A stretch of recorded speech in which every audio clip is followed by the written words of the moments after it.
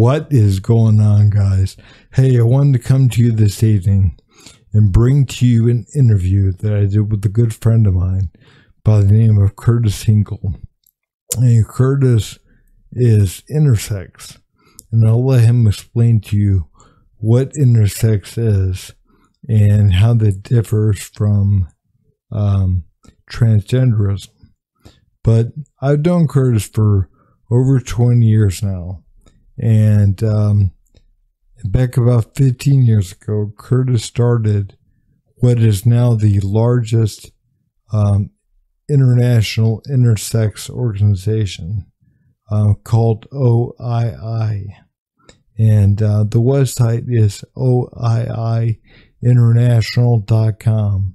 And I'll stick the link down below in the description for you to look at.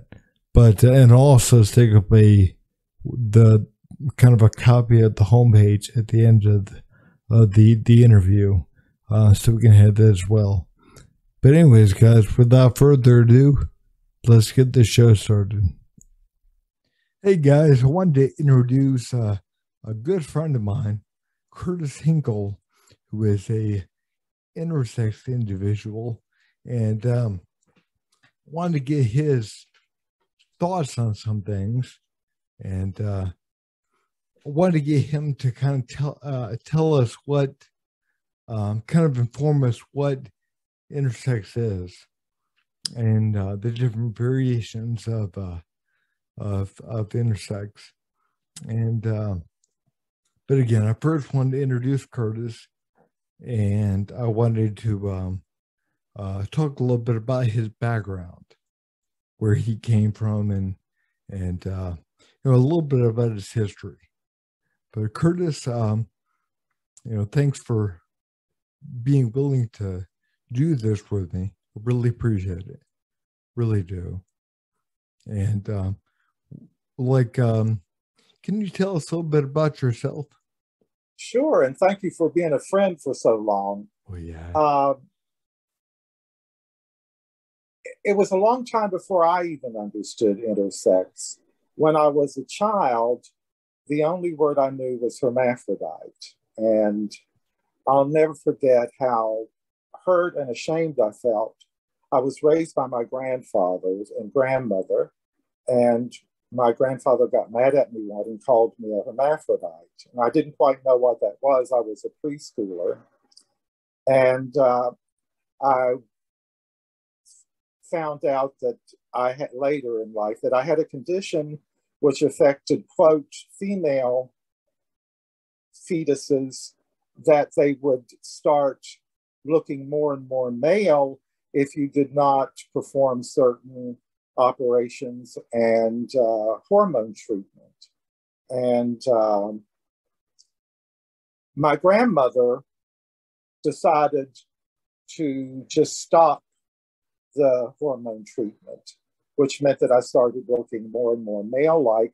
And so I lived as a male after that. And my main focus has just been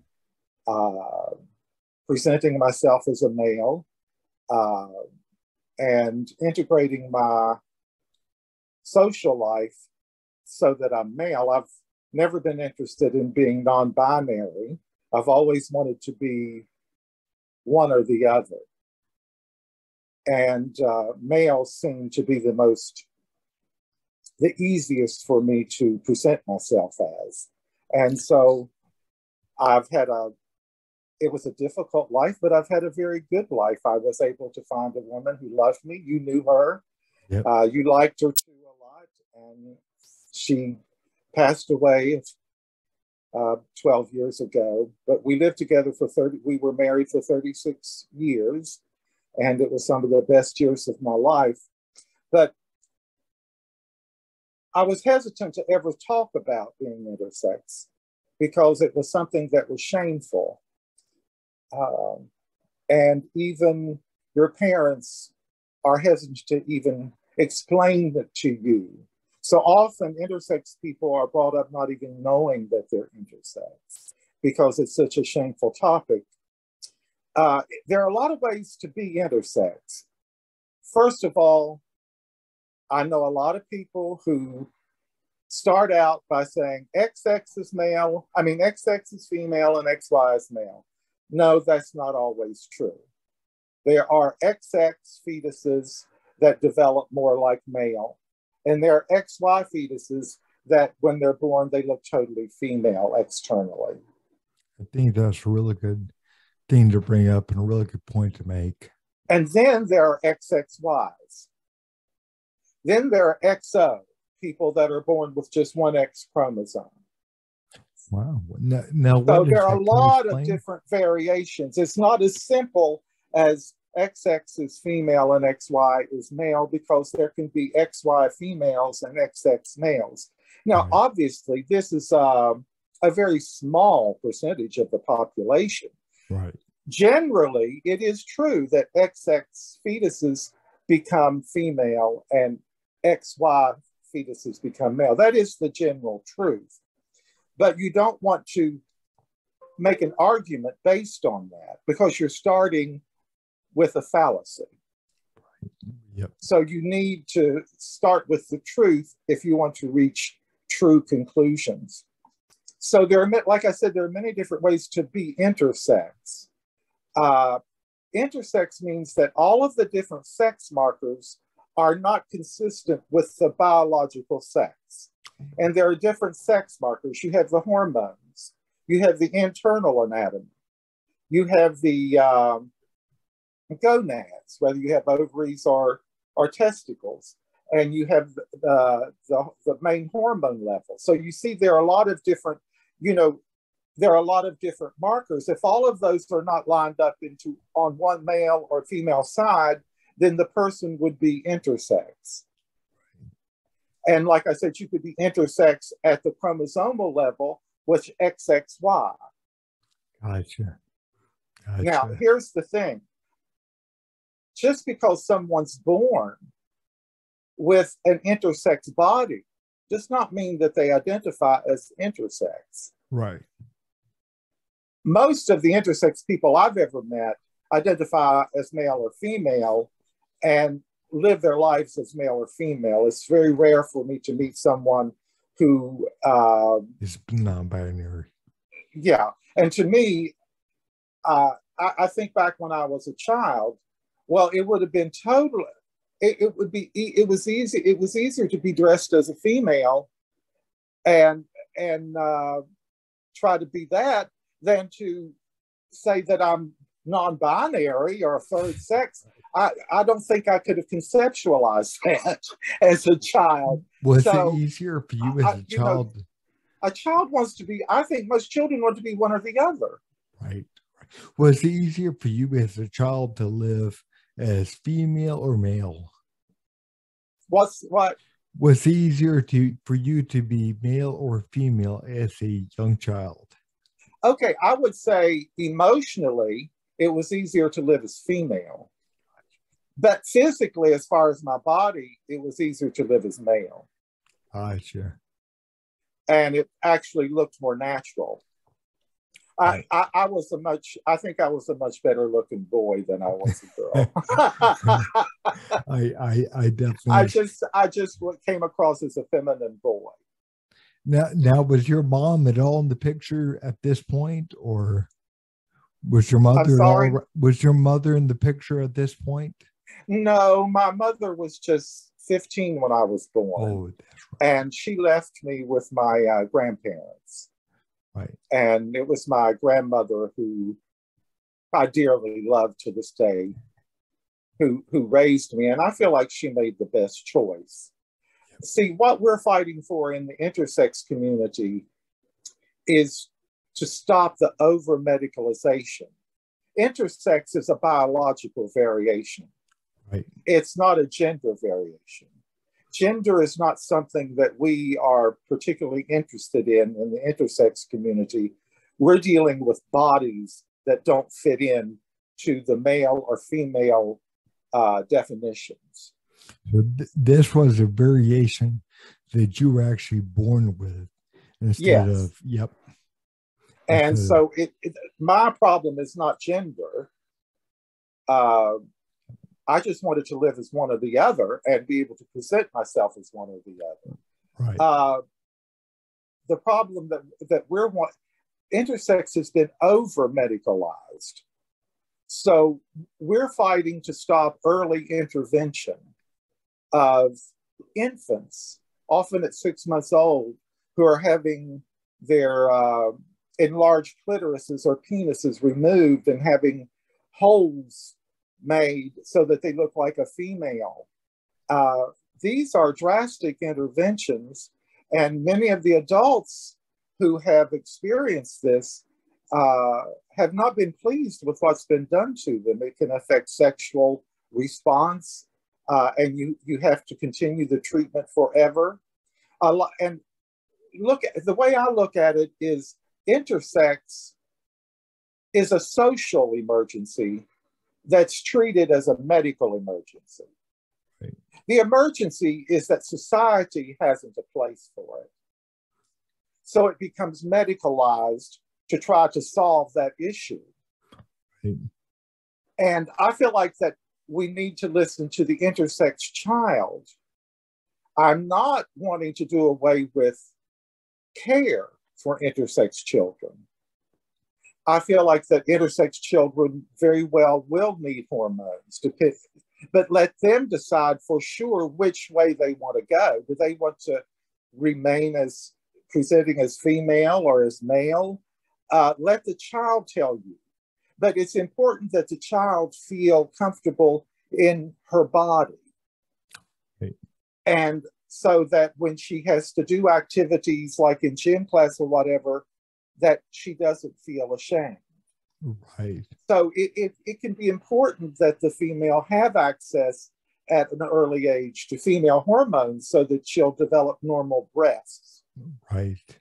And it's likewise for a boy. It can be, for some boys, it can be extremely embarrassing if they've developed female breasts. Oh, so, yeah, especially, middle school or high school. Exactly.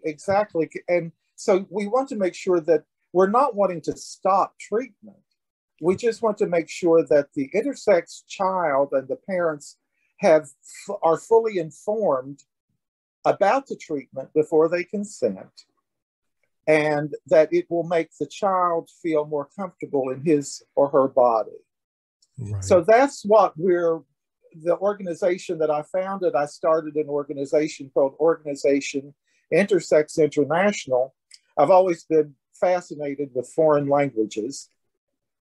Now, how many do you speak? Well, I'm functional in 10, but I speak 4 fluently. Wow. But the others I can get by. I can deal with. I speak, right. But I wouldn't say I speak them fluently. It's funny. I can barely speak English. Well, you're doing a good job there. So I realized I should use this talent because the intersex community was so hidden. Right. And I felt like there are so few of us willing to be active that I need to reach out over the world. So I use my languages to help get people all over the world to come out and to start being active on behalf of children who can't speak for themselves. So that's what I did for like 10 years of my life. And now the organization, I've been able to turn it over to these wonderful activists who are doing a much better job than I can. I'm 70 years old now. I'm retired. I want to rest. But I'm so proud of the organization. They've made a lot of differences in several countries in getting laws passed and regulations to prevent these early surgeries and to make sure that parents are fully informed of what the after effects are going to be of different interventions. So I feel very, very pleased with the people that are now in charge. And it's meant a lot to me to be able to come to terms with my own story. Right. And, and to have friends like you. I appreciate that. And to be accepted for who I am. Right. So it's been very rewarding. It's been very such a rewarding work. And that's one thing I wanted to ask you. I'd never heard of intersex before I met you back 20 plus years ago. I'd never heard of it. And I think a lot of people, when they hear the word intersex, they're automatically going to think transgender. Yeah, that's a problem that we have, and it's so important that we get our message out independent of transgenderism, because transgenderism is usually more medical focused. They're fighting for access. We're doing the opposite. We're fighting to minimize the amount of medicalization that the child is subjected to. So you can see how one message can cancel out the other. I have a great respect for transsexuals and transgender people. It's just that if you combine the activism, it can be very, very confusing. And plus, there are a lot of transgender organizations. There aren't as many intersex organizations. And we want to have a clear message. We are fighting to minimize medical intervention. That's what I was going to say. It seems almost like the messages conflict. Well, they do. It doesn't mean that we're in conflict with individually. It's just that the approach to our activism is very different. Very different. And of course, a lot of personally, as an intersex person, I would be very apprehensive of starting any type of treatments too early. Right. But that's because of my experience. Do you understand what I'm saying? I would be very apprehensive of doing that, because I know how intersex people throughout life can change their minds. And I don't know when gender is fixed.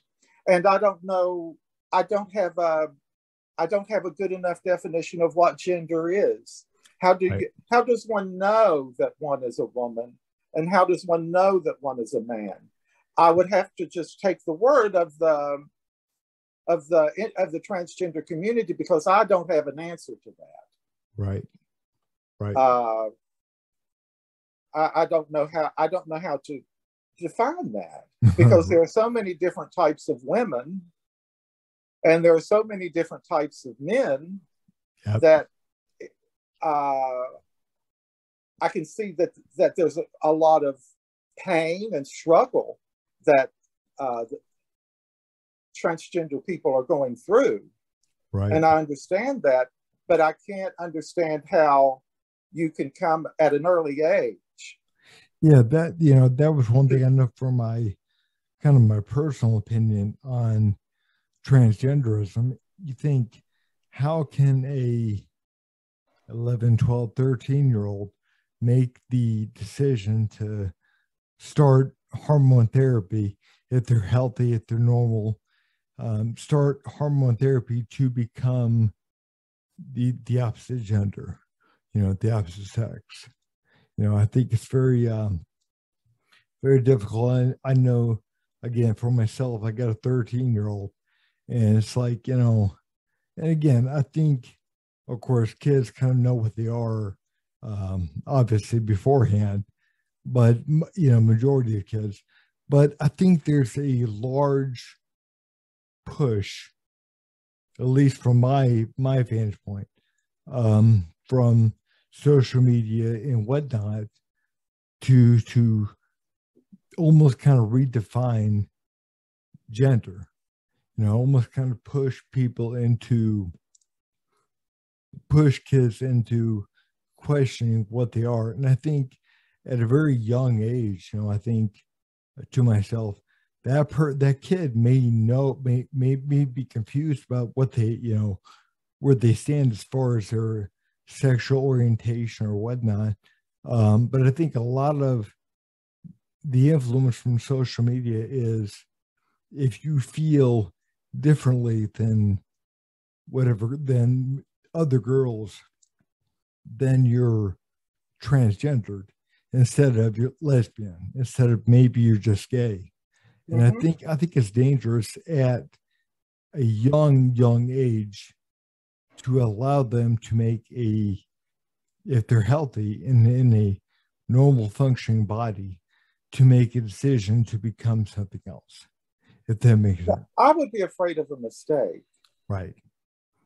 Because the reason for that is when you're young, you could confuse sexuality, thinking that because you're a boy who's attracted to other boys, you could maybe confuse that as being a woman. Right. But thinking they are a woman, but in fact, yeah.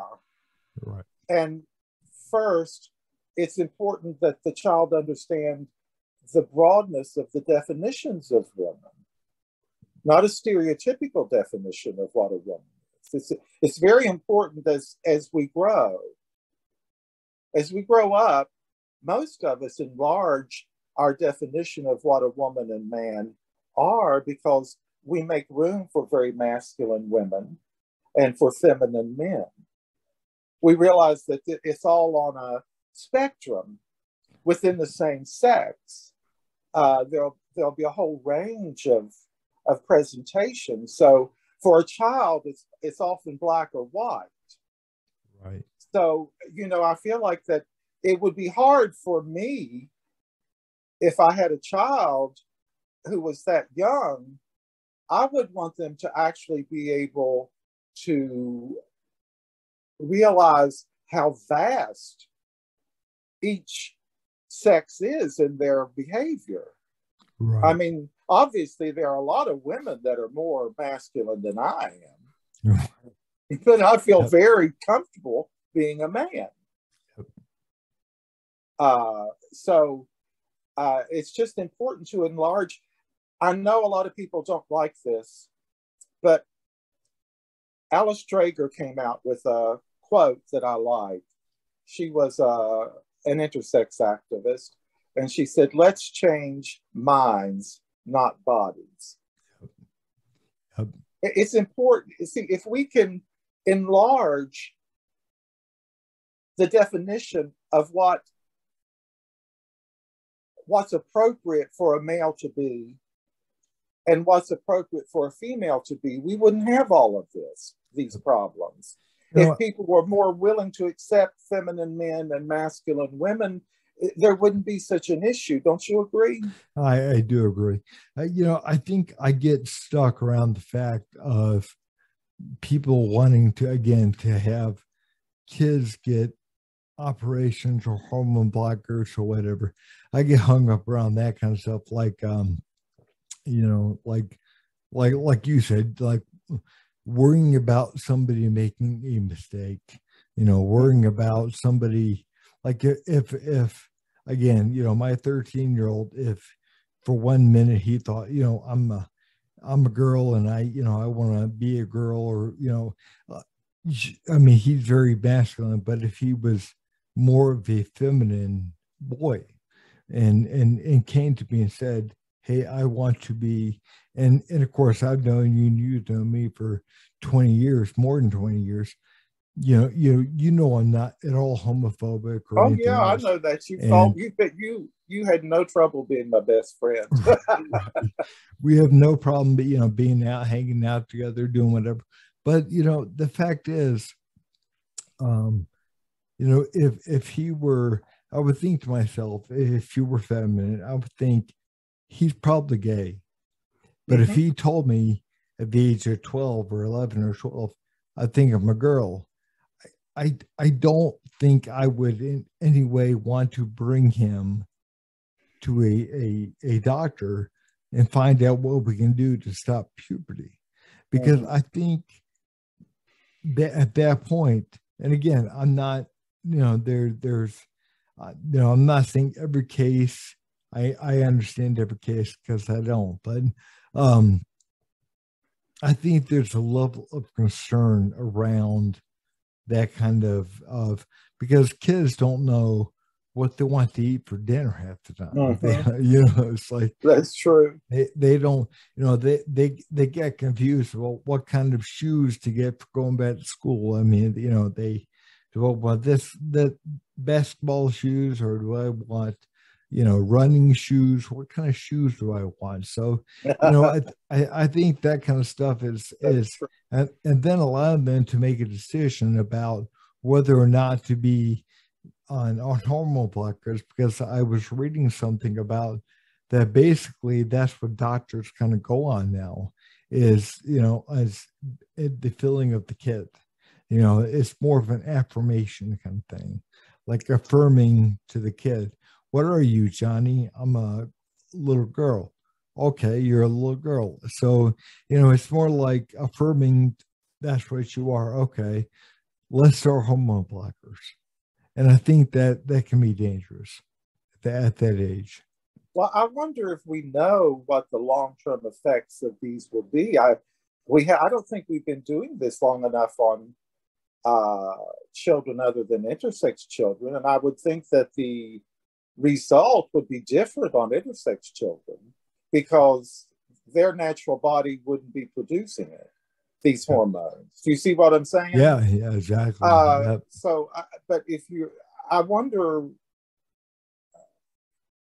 I just wonder what the long-term results will be of blocking a child's natural hormone development at such an early age, because it had, in boys, it has to do with bone growth, and it affects a lot of different aspects of their physical development. Their immune health. Yeah, I would want to know exactly what are going to be the long-term effects of this, because I don't think we know yet. Yep. I don't think we've been doing it, and I don't think that we have been treating transgender children long enough to know what these long-term effects could be. Yep, and I totally get that. I totally see what that concern right there, because you don't know how it's going to affect their development, and how it's going to affect things like their immune system and other things, and also their natural sex. Yep, their natural sexual development. Yep. I would think that if you were giving boys very much of a testosterone blocker, they would never. How would they enjoy, those first moments of really feeling what an orgasm is? Right. I wanted to, I hate to do this, but I wanted to kind of wrap up the next few minutes, and then I wanted to actually do another session with you, because this kind of stuff to me is just fascinating. Oh, well, I would love to. I love talking to you. We always have a good time every time we call each other. We do. we do. So it's only natural to record it and put it up and see what happens. Okay. Well, listen, you have a good evening, and tell everybody at home I send my love. All right, buddy. You too. I love you, my friend. I love you too. Bye-bye. Bye. The website is oiiinternational.com. Again, that's oiiinternational.com.